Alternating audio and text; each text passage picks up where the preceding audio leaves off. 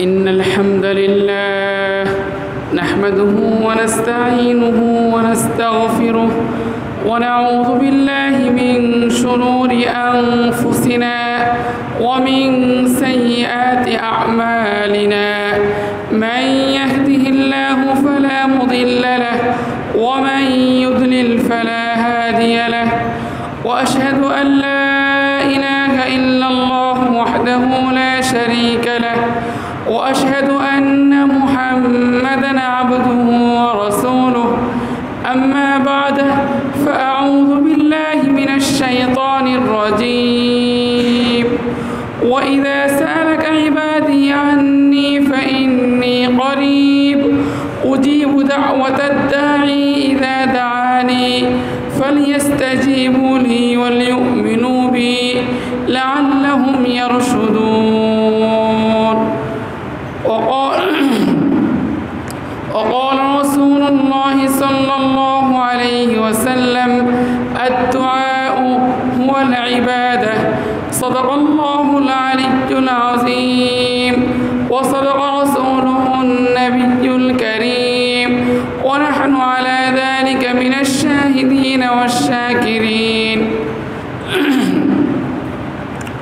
محترم حاضرين মহান রব্বুল আলামিনের অশেষ বড় মেহেরবানি যে মহান রব্বুল আলামিন আমাদেরকে পবিত্র জুমার দিনে জুমার নামাজ আদায়ের লক্ষ্যে মসজিদে উপস্থিত হওয়ার তৌফিক দান করেছেন। আমরা সকলেই শুকরিয়া আদায় করি আলহামদুলিল্লাহ। নেক কাজ করতে পারা আর পাপ থেকে বেঁচে থাকা আল্লাহ পাক রব্বুল আলামিনের অশেষ বড় মেহেরবানি। মুহতারাম হাজিরিন, আমরা গত সপ্তাহে দোয়ার গুরুত্ব এবং বান্দা কিভাবে আল্লাহ তাআলার কাছে দোয়া করবে এই বিষয়ে আলোচনা করেছিলাম। আমরা এই সপ্তাহে ইনশাল্লাহ তারই বাকি অংশ আলোচনা করব। ওমা তৌফিকি ইল্লা বিল্লাহ। হযরত আবু হুরায়রা রাদিয়াল্লাহু তাআলা আনহু বিশিষ্ট একজন সাহাবী, আল্লাহর রাসূলের হযরত আবু হুরায়রা রাদিয়াল্লাহু তাআলা আনহু তার একটা ঘটনা আছে যে উনি যখন ইসলাম গ্রহণ করেন, উনি এমনিতেই এতিম হিসেবে বড় হয়েছেন, তার শুধু মা ছিল। তা তিনি ইসলাম গ্রহণ করার পরে তিনি বিভিন্ন সময়ে তার মাকে ইসলামের দিকে আহ্বান করতেন, ইসলামের দাওয়াত দিতেন। তা তার মা ইসলাম গ্রহণ করতো না বা বিভিন্নভাবে তার এই দাওয়াতকে প্রত্যাখ্যান করত। একদিনের ঘটনা, হযরত আবু হুরায়রা রাদিয়াল্লাহু তাআলা আনহু তিনি খুব বেশি মাকে ইসলামের দাওয়াত দিলেন এবং খুব বেশি দাওয়াত দেওয়ার ক্ষেত্রে পিড়াপিড়ি করলেন ইসলাম গ্রহণ করার জন্য, এবং তিনি বারবার দাওয়াত দিচ্ছিলেন। তা আবু হুরায়রা রাদিয়াল্লাহু তাআলা আনহুর এই বেশি দাওয়াত দেওয়াটা, যে বারবার দাওয়াত দেওয়াটা, তার মা এক পর্যায়ে রেগে যায় এবং আল্লাহ রাসূলকে গালিগালাজ করে এবং আবু হুরায়রাকেও বকাঝকা করে।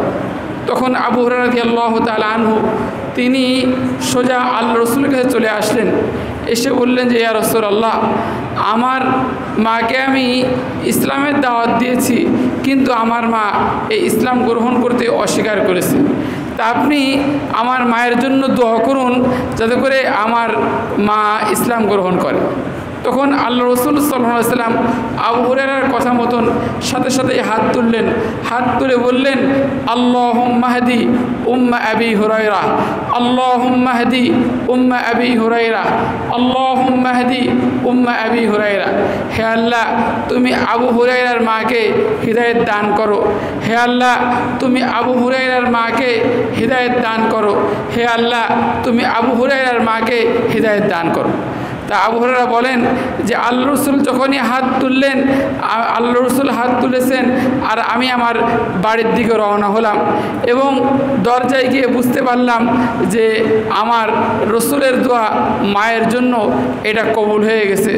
আবু হুরায়রা বলেন যখন আমি দরজায় গেলাম তখন আমার মায়ের পানির আওয়াজ শুনলাম যে তিনি হয়তো গোসল করছেন এবং আমাকে বলছেন যে আবু হুরায়রা একটু অপেক্ষা করো। তারপরে তিনি ঘর থেকে বের হয়ে বললেন, আশহাদু আল্লা ইলাহা ইল্লাল্লাহ ওয়া আশহাদু আন্না মুহাম্মাদুর রাসূলুল্লাহ, যে আবু হুরায়রা আমি সাক্ষ্য দিচ্ছি যে আল্লাহ ছাড়া কোনো ইলাহ নেই, এবং আমি আরও সাক্ষ্য দিচ্ছি যে মুহাম্মদ সাল্লাল্লাহু আলাইহি সাল্লাম আল্লাহ তাআলার রাসূল। তাহলে এই হাদিস যেটা বললাম, এই হাদিস দ্বারা বোঝা গেল যে আল্লাহ রসুল সাল্লাল্লাহু আলাইহি সাল্লাম দোয়া করলেন, আর এর সাথে সাথেই আল্লাহ রসুলের দোয়া কবুল হয়ে গেল। তারপর আবু হুরায়রা আবার তিনি বাসার থেকে রওনা হলেন, আল্লাহ রসুলের কাছে গিয়ে বললেন যে ইয়া রাসূলুল্লাহ, আবিশির, আপনি সুসংবাদ গ্রহণ করুন, আপনার দোয়া কবুল হয়েছে এবং আমার মা ইসলাম গ্রহণ করেছে। এরপর তিনি বললেন যে হে ইয়া রাসূলুল্লাহ, আপনি দোয়া করুন যেন আল্লাহ পাক রব্বুল আলামিন আমাকে এবং আমার মাকে যেন মুমিন বান্দাদের নিকট প্রিয় করে দেয়, এবং মুমিন বান্দাদেরকেও যেন আমার নিকট এবং আমার মায়ের নিকট প্রিয় করে দেয়। তখন আল্লাহ রসুল আবার দোয়া করলেন যে হে আল্লাহ, তুমি এই তোমার বান্দা আবু হুরায়রা এবং তার মাকে অন্য অন্য মুমিন বান্দার নিকট প্রিয় করে দাও, এবং অন্য অন্য মুমিন বান্দাদেরকেও আবু হুরায়রা এবং তার মায়ের নিকট প্রিয় করে দাও। আবু হুরায়রা বলেন, আল্লাহ রসুলের এই দোয়া আমি সর্বদা এত ভালোভাবে অনুভব করতাম যে অন্য অন্য মুমিন বান্দা সকলেই আমাকে এবং আমার মাকে অত্যন্ত ভালোবাসত। দেখেন যে এই হাদিস দ্বারা আমরা বুঝলাম যে আল্লাহ রসুল সাল্লাল্লাহু আলাইহি সাল্লাম দোয়া করেছেন, আল্লাহ রসুল দোয়া করেছেন, আর সাথে সাথেই আল্লাহ পাক রব্বুল আলামিন রসুলের এই দোয়াকে কবুল করে নিয়েছেন। আর একটা হাদিসে আসছে, আল্লাহ রসুল সাল্লাল্লাহু আলাইহি সাল্লাম তিনি মদিনার মসজিদে খুতবা দিচ্ছিলেন। আল্লাহ রসুল যখন খুতবা দিতেন, সাহাবাদের সামনে ভাষণ দিতেন, তখন হাদিসে আসছে কান্নাহু মুনজিরু জাইশিন, কেমন যিনি তিনি কোনো বাহিনীকে ভীতি প্রদর্শন করতেছেন, এরকম ভাব গম্ভীরের সাথে তিনি উপস্থিত লোকদের ভাষণ দিতেন। তা আল্লাহ রসুল জুমার দিন জুমার সময় ভাষণ দিচ্ছেন, ইতিমধ্যে এক সাহাবী আসলো মসজিদে এসে বলল, ইয়া রাসূলুল্লাহ, ইয়া রাসূলুল্লাহ। আল্লাহ রসুলের দৃষ্টি আকর্ষণ করলেন বারবার চিৎকার করে। তখন আল্লাহ রসুল এক পর্যায়ে তার কথাকে বন্ধ করলেন এবং ওই সাহাবীর কথার প্রতি মনোনিবেশ করলেন। এরপর বললেন যে ইয়া রাসূলুল্লাহ, হালাকাতিল আমওয়াল, ইয়া রাসূলুল্লাহ, সমস্ত মাল ধ্বংস হয়ে গেল, মানুষের গবাদি পশু ইত্যাদি সব কিছু শেষ হয়ে গেল, জমিন শুকিয়ে যাচ্ছে এবং মাটি ফেটে চৌচির হয়ে যাচ্ছে। খুব অনাবৃষ্টির কারণে আপনি আল্লাহ তাআলার কাছে দোয়া করুন, আল্লাহ যেন আমাদেরকে বৃষ্টি দান করেন। হাদিসের বর্ণনাকারী আনাস রাদিয়াল্লাহু তাআলা আনহু তিনি বলেন, ওই সাহাবীর এই অনুরোধের কারণে আল্লাহ রসুল হাত তুললেন এবং বললেন, আল্লাহুম্মা আসকিনা, আল্লাহুম্মা আসকিনা, আল্লাহুম্মা আসকিনা, হে আল্লাহ আপনি আমাদেরকে বৃষ্টি দান করুন, আপনি আমাদেরকে বৃষ্টি দান করুন, আপনি আমাদেরকে বৃষ্টি দান করুন। আনাস রাদিয়াল্লাহু তাআলা আনহু বলেন, আল্লাহ শপথ করে বলছি, যখন আল্লাহ রসুল এর দোয়ার আগ পর্যন্ত আসমানে না মেঘের বড় কোনো মেঘের খণ্ড ছিল, না সামান্যতম মেঘের কোনো টুকরা ছিল, মেঘের কোনো টুকরাও ছিল না এবং বৃষ্টির কোনো সম্ভাবনাও ছিল না। কিন্তু আল্লাহ রসুল যখনই হাত তুললেন, হাত তোলার সাথে সাথেই কিছুক্ষণের মধ্যেই পাহাড়ের মতন আকাশে মেঘ জমে গেল এবং আল্লাহ রসুল বৃষ্টি শুরু হয়ে গেল এবং আল্লাহ রসুল ওই মেম্বার থেকে নিচে নামলেন এই অবস্থায় যে আল্লাহ রসুলের গায়ে বৃষ্টির পানি পড়ার কারণে তার দাড়ি ভিজে গেল। সুবহানাল্লাহ। তাহলে এই হাদিস দ্বারা বোঝা গেল যে আল্লাহ রসুল সাল্লাল্লাহু আলাইহি সাল্লাম যখনই বৃষ্টির জন্য দোয়া করেছেন, তখনই আল্লাহ রসুলের এই দোয়াটা আল্লাহ পাক রব্বুল আলামিন কবুল করে নিয়েছেন। তৎকালীন সময়ে মদিনার মসজিদের কিছু অংশ ছাদ ছিল আর কিছু অংশ আপনার ছাদ ছিল না, ফাঁকা ছিল। তা সাহাবায়ে কেরাম আসমানের দিকে তাকিয়ে দেখলেন যে বৃষ্টির কোনো সম্ভাবনা নাই, কিন্তু আল্লাহ রসুলের দোয়ার বদৌলতে বৃষ্টি নামলো এবং আল্লাহ রসুলের দাড়ি ভিজে গেল। এরপরে একদিন দুই দিন এমনকি পরের শুক্রবার পর্যন্ত এরকম বৃষ্টি নামতে লাগলো। পরের সপ্তাহে পরের জুম্মায় ওই সাহাবী অথবা অন্য আরেকজন সাহাবী তিনি এসে বললেন, ইয়া রাসূলুল্লাহ, সমস্ত কিছু ডুবে যাচ্ছে, বাড়িঘর ধসে যাচ্ছে, আপনি আল্লাহ তার কাছে দোয়া করুন, আল্লাহ যেন বৃষ্টিকে বন্ধ করে দেন। তখন ওই সাহাবী বলেন, আনাস বলেন যে আমরা আসমানের দিকে তাকায় দেখলাম যে একবার কিছুক্ষণের মধ্যেই বৃষ্টি শেষ হয়ে গেল এবং সূর্য তার তাপ ছড়াতে লাগলো এবং আমরা বাড়িতে আসলাম এই অবস্থায় যে আমরা সূর্যের আলো দেখতে দেখতে সূর্যের তাপ অনুভব করতে করতে আমরা ঘরে ফিরলাম। তাহলে এই দুইটা হাদিস দ্বারা আমি যে কথাটা বুঝাইতে চাইতেছি সেটা হচ্ছে যে আল্লাহ রসুল সাল্লাল্লাহু আলাইহি ওয়াসাল্লাম আল্লাহ তাআলার কাছে যখন দোয়া করছেন, আল্লাহ পাক রব্বুল আলামিন সাথে সাথেই তার দোয়াকে কবুল করেছেন।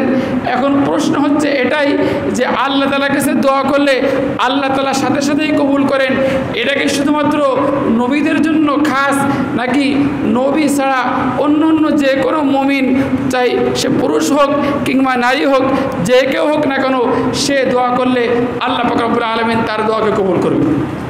এটা কি শুধু নবীদের সাথেই খাস, নাকি নবী ছাড়া অন্য অন্য যে কোনো ব্যক্তি যখন আল্লাহ তাআলার কাছে দোয়া করবে আল্লাহ পাক রব্বুল আলামিন তার দোয়াকে কবুল করবেন? দেখেন, আমরা অনেকে জানি যে ফিরাউনের স্ত্রী তার নাম ছিল আসিয়া। আল্লাহ পাক রব্বুল আলামিন কোরআনে কারিমে ফিরাউনের স্ত্রীর দৃষ্টান্ত দিচ্ছেন। وضرب الله مثلا للذين آمنوا امرأة فرعون إذ قالت رب ابن لي عندك بيتا في الجنة ونجني من فرعون وعمله ونجني من القوم الظالمين।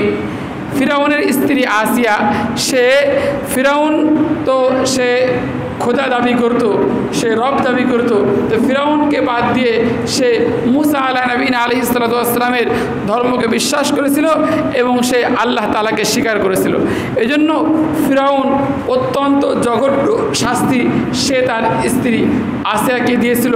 এমনকি তাকে প্রচণ্ড তাপের মধ্যে একটা পাথরের উপর শোয়ায় তার চারপাশে হাত পা চারদিক দিয়ে ওখানে পেরেক মেরে তাকে এরকম কষ্ট দেওয়া হতো।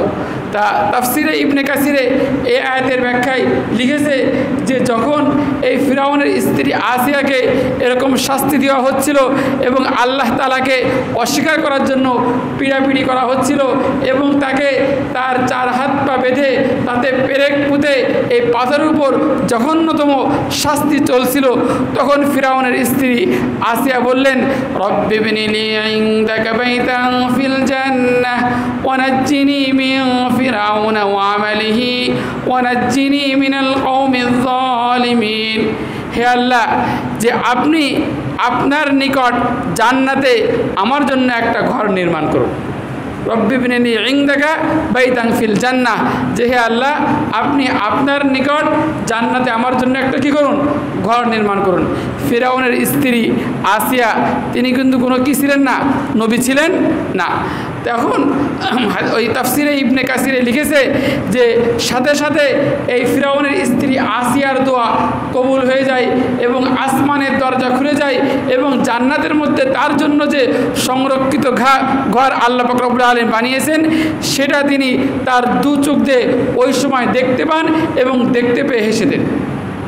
যখন তিনি তার পাথরের উপর প্রচণ্ড রোদ্রে চার হাত পা পেরেক দিয়ে বাঁধা এই অবস্থায় যখন তিনি হাসতেছেন, তখন ফিরাউনের যারা পুলিশ ছিল, যারা বাহিনী ছিল, তারা আশ্চর্য হয়ে গেছে এবং ফিরাউনকে বলতেছে যে তোমার স্ত্রী সে পাগল হয়ে গেছে, তার আকল চলে গেছে। কারণ কি, প্রচণ্ড যখন শাস্তি দেওয়া হচ্ছে তখন সে কী করতেছে, হাসতেছে। এরপরে ফিরাউন যখন আসার আগেই তার প্রাণবায়ুটা বেরিয়ে যায়। তাফসিরে ইবনে কাসিরে লিখেছে যে ওই সময় সে আল্লাহ পাকের পক্ষ থেকে জান্নাতে যে ঘর ছিল এই ঘরটা তিনি দেখতে পান। তাহলে এর দ্বারা বোঝা গেল যে যখন কোনো ব্যক্তি দোয়া করবে আর সাথে সাথেই তার দোয়া কবুল হবে, এটা শুধুমাত্র রাসূলুল্লাহ সাল্লাল্লাহু আলাইহি ওয়াসাল্লামের দোয়ার সাথে খাস নয়, বরং অন্য যে কোনো বান্দা বান্দি তারা দোয়া করবে আল্লাহ পাক রব্বুল আলামিন তার দোয়াও তৎক্ষণাৎ কবুল করতে পারেন। এজন্য আল্লাহ পাক বলতেছেন, ওয়াদারাবাল্লাহু মাসালাল লিল্লাযীনা আমানু, যে আল্লাহ পাক রব্বুল আলামিন দৃষ্টান্ত পেশ করেছেন ঈমানদারদের জন্য। এখানে শুধুমাত্র নারীদের কথা বলা হয়নি, এখানে শুধুমাত্র কাদের কথা বলা হয়নি, নারীদের কথা বলা হয়নি, বরং ঈমানদারদের জন্য আল্লাহ পাক রব্বুল আলামিন দৃষ্টান্ত পেশ করেছেন। চাই সে পুরুষ হোক, চাই সে নারী হোক, যখনই সে আল্লাহ তাআলার কাছে দোয়া করবে, আল্লাহ পাক রব্বুল আলামিন তার দোয়াকে কবুল করবে। তবে দেখেন যে আল্লাহ পাকের কাছে দোয়া করলে আল্লাহ পাক রব্বুল আলামিন তার দোয়াকে কবুল করবেন, এর জন্য আমাদেরকে 4টা বিষয় বুঝতে হবে। তার মধ্যে 1 নম্বর হচ্ছে যে দোয়াটা হচ্ছে একটা ইবাদত। কুরআনে পাকে আছে আল্লাহ পাক রব্বুল আলামিন বলেন যে অকাল রব্বুকুম উদউনি আস্তাজিব লাকুম, আল্লাহ তাআলা বলতেছেন যে তোমরা আমার কাছে দোয়া করো, আমাকে ডাকো, আমি তোমাদের ডাকে সাড়া দিব। ইন্নাল্লাযীনা ইস্তাকবিরুনা আন ইবাদাতি, যারা আমার ইবাদতে অহংকার করে, অর্থাৎ যারা আমার কাছে দোয়া করার ক্ষেত্রে, আমাকে ডাকার ক্ষেত্রে অহংকার করে, তাদেরকে অবশ্যই আল্লাহ পাক রব্বুল আলামিন জাহান্নামে দেবেন। এর দ্বারা বোঝা গেল যে দোয়া স্বতন্ত্র একটা ইবাদত। দেখেন আমি আপনি দোয়ার মধ্যে কি বলি, হে আল্লাহ আপনি আমাকে সুস্থ করে দেন, আমার ছেলেকে সুস্থ করে দেন, আমার অভাব মোচন করে দেন, আমার ঋণকে পরিশোধ করার তৌফিক দান করুন, আমি নিরাপত্তাহীনতায় ভুগতেছি, আপনি আমাকে নিরাপত্তা দান করেন, আপনি আমাকে ধনী বানাই দেন, কারোর মুখাপেক্ষী আমাকে রেখেন না, কি ইত্যাদি এই কথাগুলো আমরা দোয়ার মধ্যে বলি না? এই হাদিসের মধ্যে আসছে, আল্লাহ রসুল বলেন এবং কোরআনের আয়াত দ্বারাও বোঝা যায়, সেটা হচ্ছে দোয়া স্বতন্ত্র একটা ইবাদত। অর্থাৎ যখন আমি আপনি নামাজ পড়ি, নামাজ একটা ইবাদত না? কি বলেন? যখন আমি আপনি কোরআন তেলাওয়াত করি, এটা একটা ইবাদত না? যখন আমি আপনি সুন্নাত জিকিরগুলো করি, সুবহানাল্লাহ, আলহামদুলিল্লাহ, আস্তাগফিরুল্লাহ, লা ইলাহা ইল্লাল্লাহ, সুবহানাল্লাহি ওয়া বিহামদিহি, সুবহানাল্লাহিল আযীম, সুবহানাল্লাহি ওয়া বিহামদিহি, আদদা খালকিহি ওয়া রিদা নাফসিহি ওয়া জিনাতা আরশিহি ওয়া মিদাদা কালিমাতিহি, এই সুন্নাত সম্মিলিত জিকির যখন করি তখন সেটা আমরা ইবাদত মনে করি। ঠিক তেমনিভাবে যখন আমি আল্লাহ তাআলার কাছে দোয়া করি, আল্লাহ তাআলার কাছে কিছু চাই সেটা আমার জন্য হোক, আমার ছেলেমেয়ের জন্য হোক, আমার স্ত্রীর জন্য হোক, আমার পরিবারের জন্য হোক, আমার সমাজের জন্য হোক, আমার দেশের জন্য হোক, পুরা বিশ্ববাসীর জন্য হোক, এটাও একটা দোয়া বলে গণ্য হবে। অতএব যদি আল্লাহ পাক রব্বুল আলামিন আমি যে দোয়া করলাম, আমি যে জিনিসটা চাইলাম, সেই জিনিসটা আমাকে যদি নাও দেন, তবুও আমার কোনো ক্ষতি আছে? কি বলেন, ক্ষতি আছে নাকি? কারণ কি, আমার এই কর্মটা 5 মিনিট আমি দোয়া করলাম, কেমন যেন 5 মিনিট নামাজ পড়লে, 5 মিনিট কোরআন তেলাওয়াত করলে, 5 মিনিট জিকির করলে যেমন অবস্থা হবে, এই 5 মিনিট আমি আমার জন্য, আমার ছেলেমেয়ের জন্য, আমার স্ত্রীর জন্য, আমার পরিবারের জন্য, আমি অন্য অন্য বিষয়, দুনিয়াবি যে কোনো বিষয় আল্লাহ তাআলার কাছে চাই, এটাও একটা দোয়া বলে গণ্য হবে। অতএব আল্লাহ পাক কবুল করুন অথবা না করুন, আমি আপনি দোয়ায় যদি ব্যস্ত থাকি, এটা আমার কোনো কি নাই, কোনো ক্ষতি নাই। এজন্য আমাদেরকে প্রথম মনে রাখতে হবে যে দোয়া কবুল করা আর না করা এটা আমার বিষয় নাই, এটা হচ্ছে আল্লাহ তাআলার বিষয়। কি বলেন ভাই, কার বিষয় এটা? এটা আল্লাহ তাআলার বিষয়। দোয়া কবুল হলো কি হলো না এটা কিন্তু আমার সাবজেক্ট না, এটা আমার বিষয় না। আমার দায়িত্ব হচ্ছে দোয়া করা, আর কবুল করা না করা এটা কার বিষয়? আল্লাহ তাআলার বিষয়। এই জন্য প্রথমে আমাদেরকে মনে রাখতে হবে যে দোয়াটা একটা ইবাদত, অতএব কবুল হোক না হোক এটা আমি ইবাদত করেছি, এটা আল্লাহ পাক রব্বুল আলামিন এর বিনিময়ে আমাকে সওয়াব দান করবে। 2 নম্বর হচ্ছে দোয়া কবুল হয় এজন্য বেশি তাড়াহুড়ো করা যাবে না। এজন্য কি করা যাবে না? তাড়াহুড়ো করা যাবে না। যেমন গত সপ্তাহে হাদিসটা বলেছিলাম, আল্লাহ রাসূল সাল্লাল্লাহু আলাইহি ওয়াসাল্লাম বলেন, মা মিন মুসলিমিন, যে মুসলমানই কোনো দোয়া করে আল্লাহ পাক রব্বুল আলামিন ওই মুসলমানকে দোয়ার বদৌলতে 3টা জিনিস দান করেন। কয়টা জিনিস? 3টা জিনিস। 1 নম্বর, হয়তো আল্লাহ পাক রব্বুল আলামিন সরাসরি তার ওই দোয়াটা কবুল করেন। সে দোয়া করেছে, হে আল্লাহ আপনি আমার সন্তানকে সুস্থ করে দেন, অটোমেটিক এই দোয়ার বদৌলতে আল্লাহ পাক তার সন্তানকে সুস্থ করে দিয়েছে। সে দোয়া করেছে, হে আল্লাহ যে চাকরিতে আমি অ্যাপ্লিকেশন করেছি, ভাইবা দিয়েছি, এই চাকরির জন্য আমার হয়ে যায়, এটা আপনি কবুল করে নেন, তার সে চাকরিটা পেয়ে গেছে। 1 নম্বর। 2 নম্বর হচ্ছে আল্লাহ পাক রব্বুল আলামিন হয়তো তার হুবহু ওই দোয়াটা কবুল করেন না, তবে আল্লাহ পাক রব্বুল আলামিন ওই দোয়ার ওসিলায় তার থেকে বড় একটা ক্ষতিকে সরাই দেন। যেমন মনে করুন আপনার ছেলে অসুস্থ, আপনি দোয়া করলেন, হে আল্লাহ আপনি আমার ছেলেকে সুস্থ করে দেন, কিন্তু আপনার তকদিরে ছিল, তকদিরে মুআল্লাক, ঝুলন্ত একটা তকদিরে লেখা ছিল আপনার ছেলে অল্প কিছুদিনের মধ্যে মারা যাবে। কিন্তু যখন আপনি ছেলে অসুস্থ হয়েছে আর দোয়া করেছেন সুস্থতার, তা আল্লাহ পাক রব্বুল আলামিন ওই ছেলে যে মারা যাবে যেটা লেখা ছিল তকদিরে মুআল্লাকে, ওটা সরাই দিলেন, অর্থাৎ ছেলের হায়াতকে বৃদ্ধি করে দিলেন। কিন্তু সুস্থ আপনার দোয়া, আপনি যে দোয়া করেছেন সুস্থ হোক, সুস্থ কিন্তু হয়নি। তাহলে আপনার লস হয়েছে না লাভ হয়েছে বলেন? কি বলেন? কি লাভ হয়েছে না? আপনার তকদিরে মুআল্লাকে লেখা ছিল ছেলে মারা যাবে, কিন্তু আপনার দোয়া করেছেন, হে আল্লাহ আমার ছেলেকে সুস্থ করে দেন, তা আল্লাহ পাক রব্বুল আলামিন ওই ছেলের মৃত্যুকে, হায়াতকে আরও বৃদ্ধি করে দিলেন, তৎক্ষণাৎ মৃত্যু দিলেন না, কিন্তু আপনার ছেলে সুস্থ হয়নি। আপনি মনে করেছেন আপনার দোয়া কবুল হয়নি, কিন্তু কি হয়েছে? আরও ভালো জিনিস আপনার জন্য বরাদ্দ হয়েছে। দেখেন যে আমরা অনেক সময় অনেক ভাই দোয়ার ক্ষেত্রে পীড়াপড়ি করি। সেটা কীভাবে? মনে করুন অনেক সময় বলি যে, হ্যাঁ আল্লাহ অমুক মেয়ে, একটা নাম উল্লেখ করবে, আল্লাহ অমুক মেয়েকে যেন আমি বিয়ে করতে পারি, এই তৌফিক আপনি আমাকে দান করুন। এই যে দোয়া করা, এই দোয়া করা ঠিক না। কারণ কি? দেখেন যে আপনি এই আল্লাহ তাআলার কাছে পীড়াপড়ি করে যে দোয়াটা করতেছেন, হতে পারে ওই মেয়েটা আপনার জন্য কল্যাণকর না হতে পারে। সে একজনকে বিবাহ করলো, এমন অসুস্থতা হলো, তার দ্বারা আপনার কয়েক লাখ টাকা খরচ হলো, এর কিছুদিন পরে মারা গেল। তাহলে আপনি যে বারবার পীড়াপড়ি করে ইসরার করে আপনি দোয়া করেছিলেন, এটা আপনার জন্য কল্যাণকর হয়নি। এজন্য দোয়া হবে এমন, হে আল্লাহ যদি ওই মেয়েটা আমার জন্য কল্যাণকর হয় দুনিয়ার জীবনে এবং আমার পরবর্তী জীবনে, তাহলে আপনার জন্য, আপনি আমার জন্য বরাদ্দ করুন, তার সাথে আমার বিবাহের ব্যবস্থা করে দিন। কিন্তু এই দোয়াটা না করে ওই নির্দিষ্ট করে করা, এটা ইসলামের শিক্ষা অনুযায়ী এই দোয়াটা কি না? ঠিক না। এরপরে আসেন, এখানে তাড়াহুড়োর আরেকটা আছে। দেখেন যে অনেক সময় যদি কেউ বলে যে ভাই আপনি বিবাহ করেছেন কয় বছর? কয়েছে বিবাহ করেছি 20 বছর। কয় সন্তান কয়টা? কয় আমার সন্তান একটাও হয়নি। তা কই যে তুমি দোয়া করো আল্লাহ তাআলার কাছে, আল্লাহ যেন তোমাকে সন্তান দেয়। কই যে ভাই অনেক পরীক্ষা নিরীক্ষা করিয়েছি, ডাক্তার বলেছে যে আসলে তোমাদের দুইজন থেকে আর সন্তান হওয়া সম্ভব না।